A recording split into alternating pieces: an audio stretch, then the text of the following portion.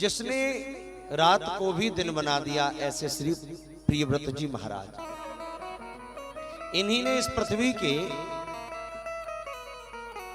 7 द्वीप बनाकर 7 सागरों की रचना करी और एक एक द्वीप का अधिपति एक एक बेटे को बनाया। जम्बू द्वीप के अधिपति महाराज आग्निद्र बने। जम्बू द्वीप के आग्निद्र ने 9 खंड किए और 9 खंडों में अपने 9 बेटों को अधिपति बनाकर चले गए। जो अजनाब खंड है उसके अधिपति बने महाराज नाभि। मेरु देवी से विवाह हुआ पर कोई संतान नहीं हुई, तो इन्होंने पुत्र का धर्म का आश्रय लेकर भगवान से प्रार्थना करी, तो भगवान स्वयं ही इनके यहां पुत्र बनकर आए। नाम हुआ ऋषभदेव जी महाराज। कहिए ऋषभदेव जी महाराज की जय। और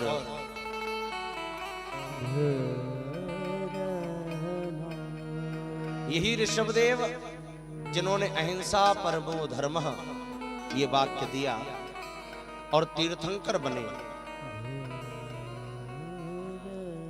समय आने पर ऋषभदेव जी ने अपने 100 पुत्रों को वैराग्य की शिक्षा दी।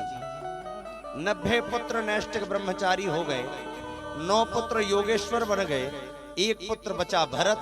भरत का राज्य तिलक करके महाराज जंगल में चले गए। अब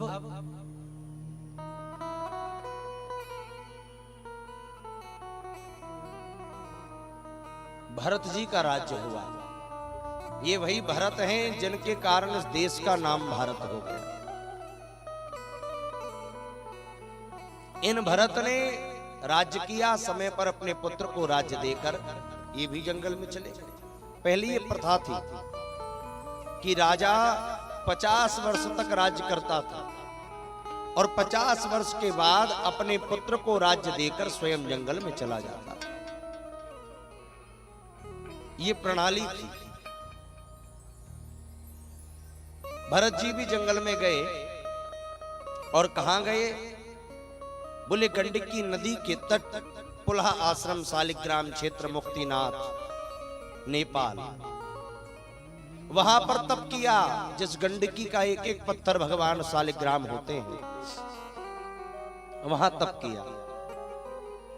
और इतना तप किया महाराज, एक दिन की बात, भरत जी महाराज तप कर रहे थे कि हिरण जल पीने आई। जल तो पी लिया, पर जल पीने के बाद पीछे से शेर ने चिंगार मारी। वो गर्भवती हिरण थी।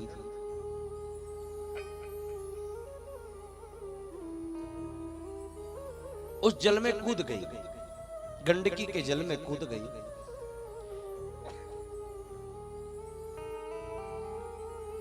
उसका गर्भ तैरने लगा। हिरण तो मर गई, पर हिरण के बच्चे को भरत जी ने देखा, दौड़कर गए, पकड़कर लाए, कपड़े से पोंछा, हरी हरी पत्तियां खिलाने लगे। अच्छी बात है, परोपकार किया। परंतु अब 1 दिन 2 दिन 10 दिन निकले। जो समय हरि को देते थे भरत जी, वो समय हिरण को देने लगे। हिरण के बच्चे को खिलाते हैं, उसे गोद में बिठा लेते हैं, उसे कभी दूध पिलवाते हैं, कभी पत्तियां लेकर आते हैं। अब जो समय हरि को देना था वो समय हिरण में जा रहा है। देखते ही देखते वो हिरण का बच्चा बड़ा हो गया। एक दिन हिरण का झुंड आया तो बच्चा भाग गया। और जब वो बच्चा भाग गया, भरत जी को बहुत दुख हुआ।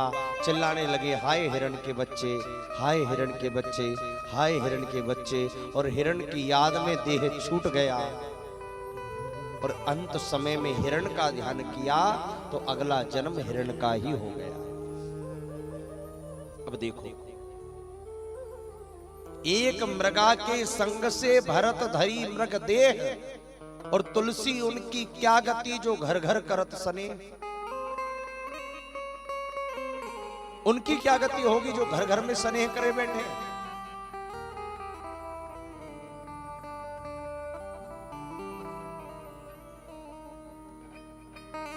हिरण की योनि में भरत जी को याद था कि पूर्व जन्म में मैं कौन था। उसी गंडकी के तट पर खड़े हैं और सालिग्राम जी को मुख में रख लिया और हिरण योनि में भी दिन रात हे हरि हे हरि हे हरि पुकार है। हिरण का देह छूट गया और अगला जन्म पूर्व जन्म के पुण्य के कारण एक ब्राह्मण कुल में हो गया, आग्नेत्र गोत्रीय ब्राह्मण कुल में। ऐसा नक्षत्र आया कि फिर नाम भरत हो गया। अब जब दोबारा नाम भरत हुआ तो श्री भरत जी महाराज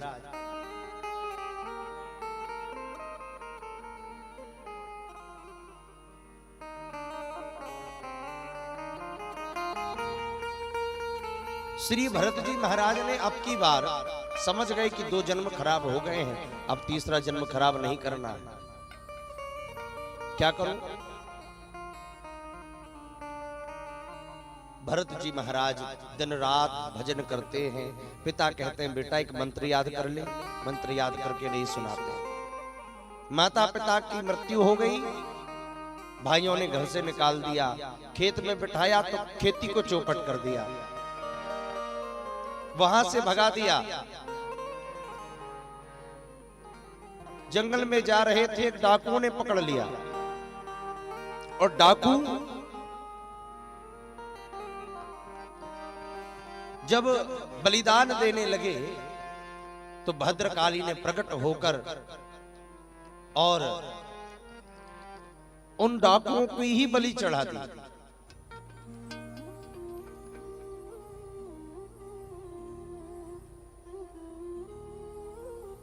सुखदेव जी कहते हैं राजन, भरत जी इतने तपोनिष्ठ महात्मा थे, रास्ते में सिंधु सौवीर देश का राजा रहुगण जा रहा था। उसे पता चला उसका कोई कहार बीमार हो गया, भरत जी कोई कहार बना लिया।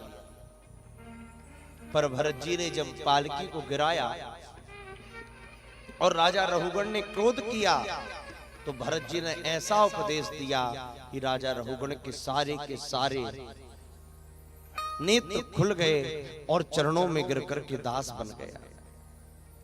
बोले राजन, तुम जिस देश के छोटे से राजा हो, उस देश का नाम भारत इस भरत के कारण पड़ा है, वही भरत मैं हूं।